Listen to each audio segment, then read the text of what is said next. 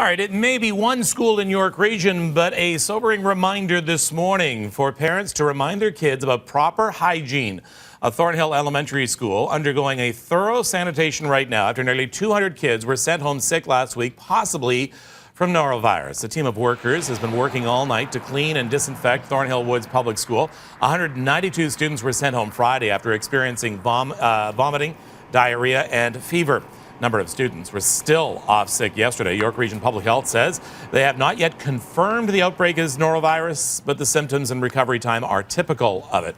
The principal at Thornhill Woods asking ill students, stay home until you're symptom-free for at least 48 hours. The norovirus, also known as Norwalk, found in stool and vomit. You can contract the illness by direct contact with an infected person, touching contaminated surfaces, and eating or drinking contaminated items such as shellfish. So, this is what you need to remind your kids of. It's best, wash your hands often during the day. Wash food as well if you are cooking with it. Clean contaminated surfaces and stay away from raw shellfish.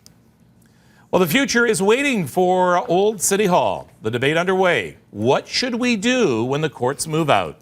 The courts have been at Old City Hall for quite some time now, but they are moving out of the Romanesque Revival building in a few years. And the process has started to determine what the future use should be. Consultation last night with the public and preliminary findings of a feasibility study were released.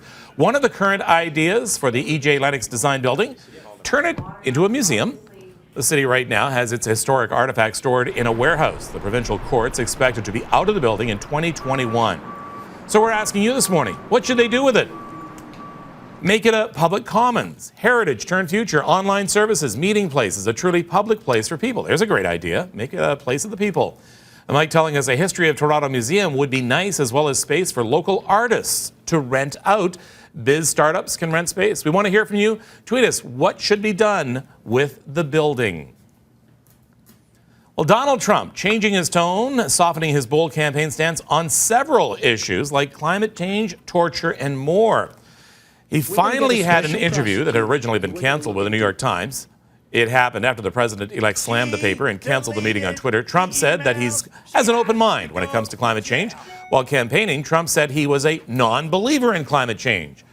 Now he's admitting there may be some connection between climate change and human activity. However, he doesn't want it to impede American productivity. As for his repeated push to bring back waterboarding, that's apparently now on the back burner. His potential Secretary of Defense pick advising the technique is not useful. It's also illegal. And as for prosecuting Hillary Clinton, a promise that had his supporters chanting "lock her up" at campaign rallies, now he's backing down somewhat, telling the New York Times he doesn't want to hurt the Clintons. Some Canadians getting a special honor at the White House. Saturday Night Live creator Lorne Michaels and renowned Toronto architect Frank Gehry among 21 recipients of the Medal of Freedom. The president presenting the honor, marking his final ceremony for the medal as president. Michael Jordan, Diana Ross, Bruce Springsteen, Robert De Niro, among those recognized for their talents. Ellen DeGeneres as well. Ellen shared a photo showing her sitting on a bench with the message, "They haven't let me in the White House yet because I forgot my ID." She eventually was let in, and even getting emotional receiving her medal. Again and again, Ellen DeGeneres has shown us that a single individual can make the world a more fun, more open, more loving place, so long as we just keep swimming.